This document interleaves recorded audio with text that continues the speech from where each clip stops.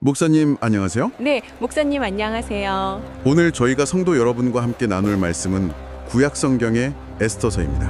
아, 네, 에스더서. 참 특별한 말씀이죠? 그렇죠. 하나님의 이름이 직접적으로 한 번도 언급되지 않잖아요. 네, 맞아요. 그래서 어떤 분들은 이게 어떻게 성경에 들어왔을까 궁금해하기도 하지만 그 모든 사건 속에 정말 하나님의 그 보이지 않는 손길, 그분의 놀라운 섭리가 어떻게 역사하시는지 정말 생생하게 보여주는 뭐랄까 한편의 구원의 드라마 같은 말씀입니다. 맞습니다.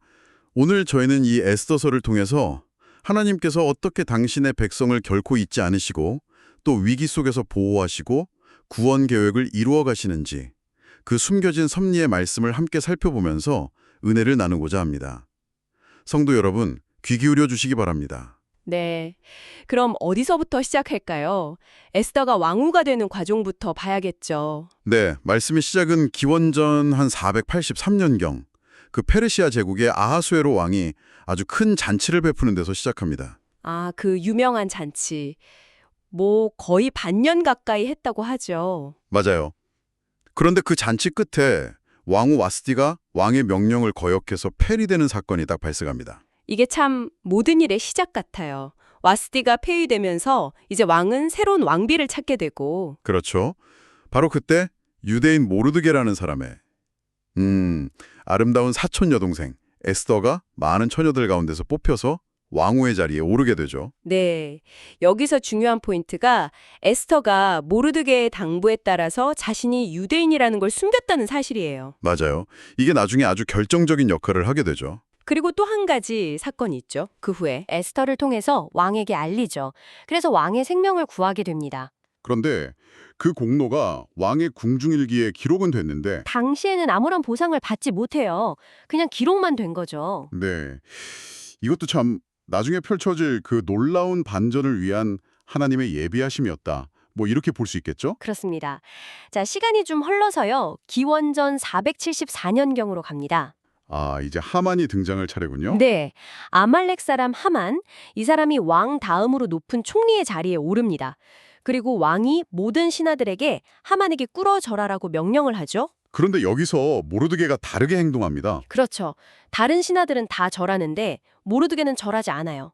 왜 그랬을까요? 이게 단순히 뭐 반항심이었을까요? 성경은 그가 유대인이기 때문이라고 말하죠. 오직 하나님께만 경배해야 한다는 그 신앙의 절개, 이걸 지킨 겁니다. 유대인으로서의 정체성과 신앙을 지킨 거죠. 아, 그 행동이 하만의 분노를 사게 되는 거군요. 네, 아주 크게 분노합니다.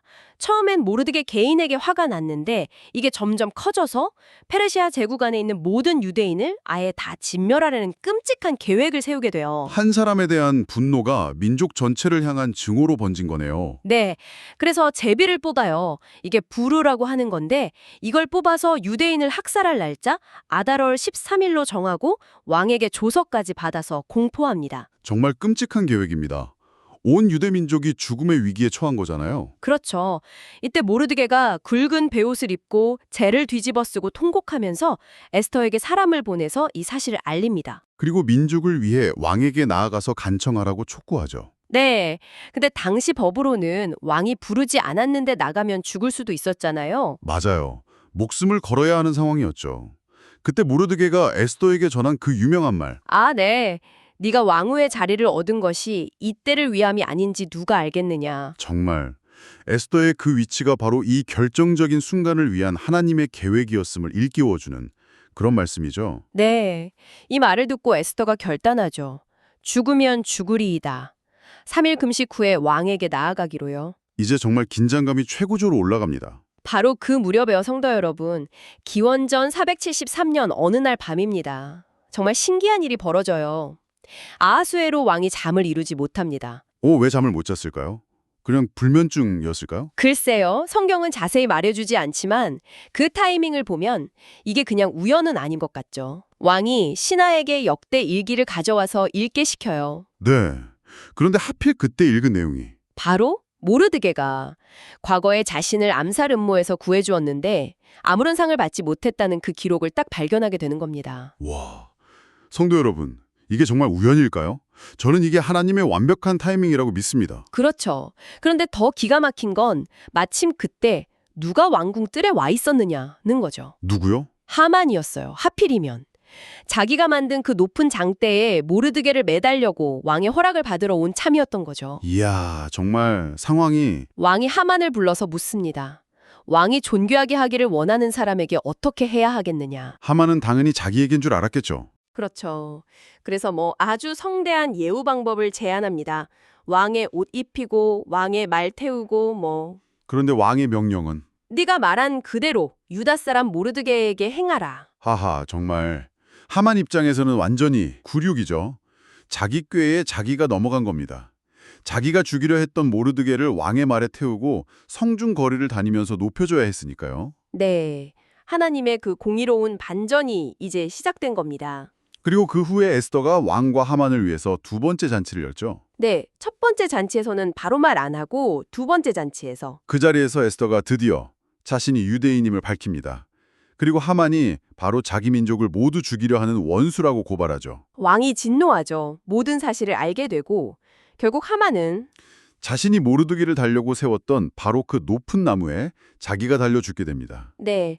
악인의 꾀는 반드시 자신에게 돌아간다는 것을 보여주는 그런 말씀입니다. 자, 이제 하만은 죽었지만 위기가 완전히 끝난 건 아니었어요. 맞아요. 왕의 이름으로 공포된 첫 번째 조서, 그 유대인을 학살하라는 명령은 당시 법에 따라 취소할 수가 없었거든요. 이게 참 문제였죠. 그래서 에스더가 다시 한번 왕에게 나아갑니다. 간절히 호소하죠. 네.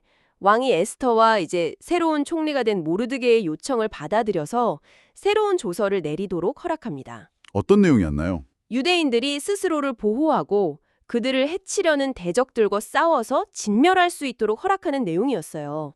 첫 번째 조서와는 정반대의 내용이죠. 아, 스스로 방어할 권리를 준 거군요. 네. 그래서 마침내 하만이 정했던 그 아달월 13일이 되었습니다. 원래는 학살의 날이 될 뻔했는데 오히려 유대인들이 하나님의 도우심으로 일어나서 자신들의 대적들을 물리치고 큰 승리를 거두는 날이 되었죠. 맞습니다. 죽음의 날이 기쁨과 승리의 날로 완전히 바뀐 것입니다. 그래서 이 놀라운 구원의 역사를 기념하기 위해서 유대인들이 불임절이라는 절기를 제정하게 되죠. 네.